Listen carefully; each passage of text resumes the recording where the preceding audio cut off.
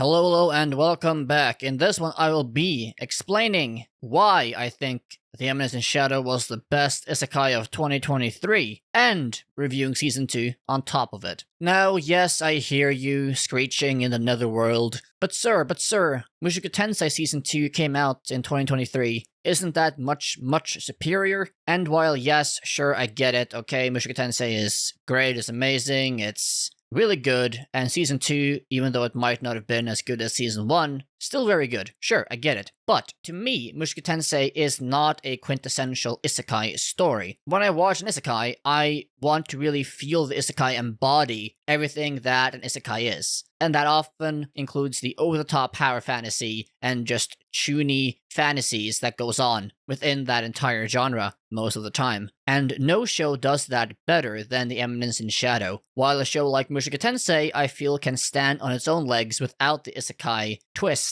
any day of the week and still be a great show. Which is why I did not consider Mushoku Tensei for this title, let's say. Now, to properly get into The Eminence in Shadow, Season 2, like Season 1, was a joy to watch. I loved Season 1, and I also loved overall Season 2, even though I had my issues with the John Smith arc and how much of a dick Sid seemed to be in that, and some minor things here and there, but overall, the show still is among my most enjoyed of 2023, and just most enjoyed in recent memory because of the beautiful blend that it manages to accomplish by blending humor, self-parody, but still having very engaging action sequences, engaging storylines, engaging world building, adorable waifus, and side characters, while still, yes, being at its core an absolute chuny, self-aware power fantasy, with Sid just blasting nukes off against any opponent that would dare to challenge him. But it's the blend of that all that really makes it stand out to me, and it's the self-awareness of it all that really makes me enjoy the show immensely for what it is. If this show tried to be, let's say, serious about this, if The Eminence in Shadow lost that entire self-aware aspect, and just tried to do a super over-the-top power fantasy, chuny, 15-year-old, edgy teenager story, I don't think it would work at all. But because it has that self-deprecating humor and self-parody thrown in, I think it just really ends up working beautifully most of the time. Just that the show is able to blend all these different elements and adding in these self-parody elements throughout the seasons, including Season 2, it just really makes it that much more enjoyable, even when they are doing, let's say, more story arcs, or they are focusing more on characters, or character stories, or world building. Like in the multiple, let's say, mini arcs we had in Season 2, with each boss fight, with each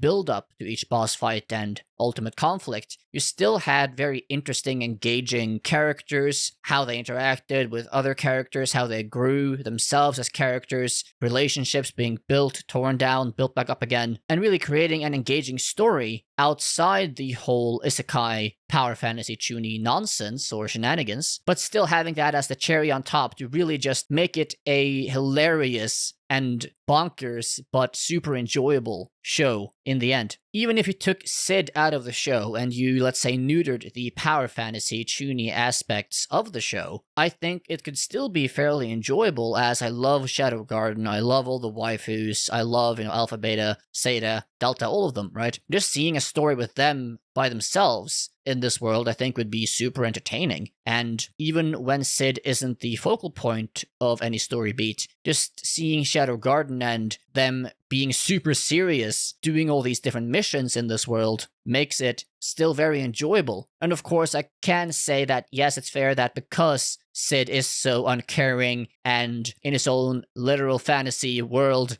at least mentally, doing his whole chuny setup and thinking it's all a joke, that does make the whole very serious tone and aspect of Shadow Garden that much more fun and entertaining, because you have that immense contrast. But still, I will maintain that just by itself, I think a show about Shadow Garden would be more than fun to watch and enjoyable as well. I somewhat compared The Eminence in Shadow Season 2 to Mushoku Tensei Season 2 at the beginning of this video, and while yes, you'll never get the level of character writing, story writing, world building, or depth that you will in Mushoku Tensei, but that's part of the charm of this show. The part of the charm of of this show is how shameless and blatant it can be, while still blending in very entertaining, engaging story aspects and world building, but having that amazing, just over-the-top, crazy 15-year-old edgy teenager power fantasy going on that even if you are an edgy 15-year-old teenager or a 40-year-old adult alike, you can still really enjoy because it really builds itself for all sorts of people to enjoy, even if you aren't that into the genre, because of just how well it blends all these different genres together and how funny it can be or how engaging it can be. And it allows you to enjoy the show through multiple lenses. If you just want like a stupid comedy, yeah, I think Eminence in Shadow can be that. If you just want like a super over-the-top power fantasy, well, yeah, Eminence in Shadow can definitely be that. Or if you want it to be a more engaging, let's say, somewhat deeper story, then yeah, I think that Eminence in Shadow can still also be that. Like, they have the opportunity to be many different things, and they generally do fairly well at all of them, especially, at least, when they blend them together as they have in Season 1 and Season 2. At the core of it, just because the Eminence in Shadow is, at its core, such a fundamental, quintessential isekai, by really playing on those tropey aspects of the genre and setting the dial up to 11 and really having fun with it, is a large part of why I enjoy it as immensely as I do, and why I really love both seasons. Even when the show goes absolutely into Crazy Town with the story, like it did at the end of Season 2 when Sid is now thrown into modern-day Japan again for the next season, or movie in this case, that still is completely fine for me. It still makes me really excited and hyped to see how that goes, because even if the story might not, let's say, make logical sense now and again, that is, again, part of the charm. That is why this show works as well